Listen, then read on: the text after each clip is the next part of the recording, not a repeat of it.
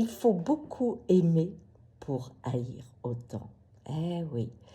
Et c'est un principe qui, quand il est compris, montre pourquoi des fois on arrive à des gestes insensés. En effet, l'amour a comme propriété de surprendre et de combler. Surprendre, parce que la vie vous connecte à quelqu'un, mais ça peut être un animal, ça peut être un lieu, ça peut être une maison, ça peut être une plante, à quelqu'un. Et tout d'un coup, il y a la joie, l'impression que son monde s'est agrandi.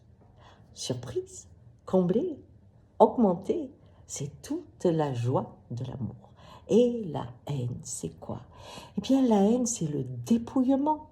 Et c'est pas la surprise, c'est que j'attendais telle chose, je ne l'ai pas eue. Et c'est un monde qui se rétrécit parce qu'elle devient obsessionnelle. Comment on fait ça? Par exemple, on prend un amour. La vie nous connecte, on est tout heureux et tout d'un coup, on projette ce qu'on devrait avoir. Et quand on ne l'a pas, on est constamment en train d'imaginer ce que l'autre devrait donner.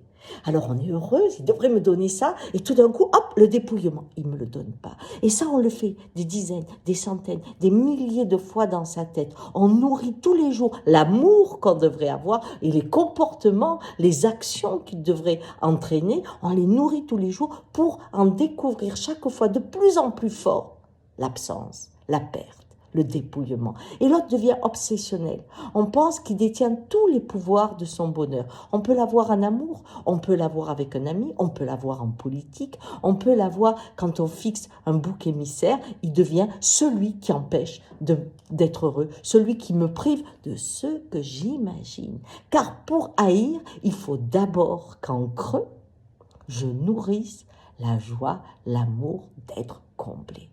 Vous voyez, c'est pour ça que c'est un processus extrêmement dangereux et douloureux, car quand il prend toute la place, autant l'amour, quand il prend toute la place, il vous ouvre au monde entier, autant la haine, quand elle prend toute la place, devient un schéma obsessionnel qui vous ferme au monde entier. Vous restez dans votre monde et peu à peu vous détruit jusqu'à ce que vous arriviez à détruire l'autre. Et ces gestes, on les trouve à tous les niveaux. Alors aujourd'hui, attention, il faut beaucoup aimer pour haïr autant. Mais regardez que vous créez l'acte d'amour.